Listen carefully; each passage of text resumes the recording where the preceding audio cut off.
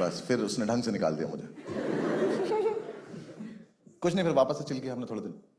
फिर एक दिन हमने पंडित को ना ऐसे छेड़ने के लिए पूछा, हमने कहा पंडित क्या करना है लाइफ में? बहुत सीरियसली बोला, कह रहा भाई हम पांचों ना 3 महीने का ब्रेक ले लेते हैं।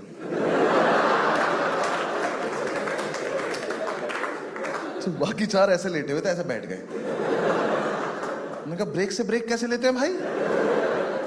तो एक सांस में बोला, कह रहा नहीं हमें ना एक्चुअली अपनी लाइफ का पर्सपेक्टिव नहीं पता, इस चक्कर में हम बार बार गलत डायरेक्शन में जाके फेल हो जाते हैं। एक बार हमें लाइफ का पर्सपेक्टिव पता चल गया ना, हम सही डायरेक्शन में जाएंगे, सक्सेसफुल हो जाएंगे। हम चारों इसकी तरफ भागे। हमने कहा इसकी जेब में चरस है और ये हमें नहीं दे रहा है। हमने ढूंढी, मिल गई। हमने कहा पंडित 15 मिनट रुक जा, बस सेम पेज पे आन दे। नहीं ये वाली बात दोबारा बताइए, ठीक है ना, हमें पक्का समझ में आएगी। 15 मिनट बाद हमने से दोबारा पूछा, हमने क्या बोल रहा था? उसने बताया कि लाइफ में पर्सपेक्टिव चाहिए। हमने कहा बिल्कुल चाहिए, तो बहुत जरूरी चीज होती है। हमने कहा मिलेगा, चलो। तो हमने ब्रेक ले लिया। पहले तो 1 हफ्ता हमको सॉल्व रह के आए, पर्सपेक्टिव तो नहीं मिला, अदर स्टफ ब्रिलियंट। फिर हमारे पैसे खत्म होने लगे, हमने कहा दिल्ली ढूंढ लेंगे यार, सस्ता तो पड़ेगा कम से कम। फिर हम वापस दिल्ली आ गए। हमें 5 को ये भी नहीं पता पर्सपेक्टिव होता क्या है। 5 लड़के रोज रात को फुल वॉल्यूम पे स्पीकर पे लगा के सदगुरु सुन रहे हैं, शराब पीते पीते। सदगुरु की अच्छी बात कर रहे हैं, हम आपस में करें चीयर्स यार, वाह।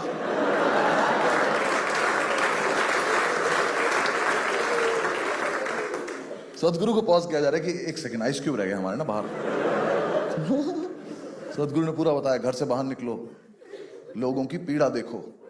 हम घर से बाहर निकले, लोगों ने हमारी पीड़ा देखी। मैंने कहा उल्टी वीडियो देख ली क्या हम लोगों ने? यूट्यूब पे पर्सपेक्टिव लिख के जो जो लिखा सब देख डाला। मेरे साथ तो एक दिन बहुत ही गलत हुआ। भगवान न करे कभी किसी के साथ हो। यार मेरे ना एक दोस्त की जॉब अच्छी चली थी, मैं कहा इससे मिल के आते हैं, इसका पर्सपेक्टिव छीन के लाते हैं थोड़ा सा। मैं इससे मिलने जा रहा था मैं, तो मैं सुबह सुबह घर से निकला क्वार्टर पी के। जज क्या करो, ब्रेक पे चल रहे हैं भाई। तो ना मैं घर से निकला ना, तो बहुत दिन से सूरत से कोई वास्ता रहा नहीं था, तो एकदम से वो नशे डबल हो गए मेरे, कैलकुलेशन खराब हो गई मेरी सारी। मैं मेट्रो स्टेशन पहुंचा, तो मैंने कहा सीढ़ियों तो नहीं चढ़ पाऊंगा, लिफ्ट से चल लेते हैं। मेरे साथ इतना गलत हुआ, मुझे उस दिन पहली बार पता चला कि ऐसी लिफ्ट भी होती है जो दोनों तरफ से खुल जाती है। No fucking idea. ऐसे यहाँ 3 लोग घुसे लिफ्ट में, मैं भी घुसा। उसका बटन दबाया, गेट बंद हो गया। मैं कहा ऐसे ही होता है। लिफ्ट ऊपर गई, लिफ्ट रुक गई।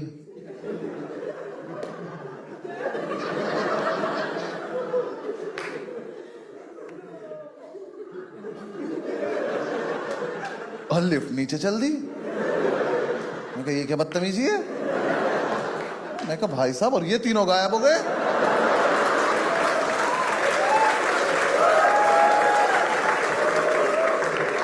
मेरी तशरीफ पड़ गई, मैंने कहा गए 3 लोग? मैं कहा मुझे अच्छे से याद है यहाँ पे 3 लोग थे। कितनी जल्दी में थे यार हरामजादे, इनको दिख नहीं रहा लड़के का मुंह धरे। इसके कंधे पे हाथ मार दो, क्यों इसकी लाइफ खराब कर रहे हो? बिना बताए चले गए। वो नीचे आके फिर यहीं से खुल गई। मैं घर भागा हूं सीधा। मैं का पर्सपेक्टिव पता नहीं, शक्तियां आ गई मेरे अंदर। मेरे पीछे से लोग गायब हो रहे हैं। मैंने घर जाके नहीं बोला, मैं चाय पिला दो, गायब कर दूंगा बेंच को।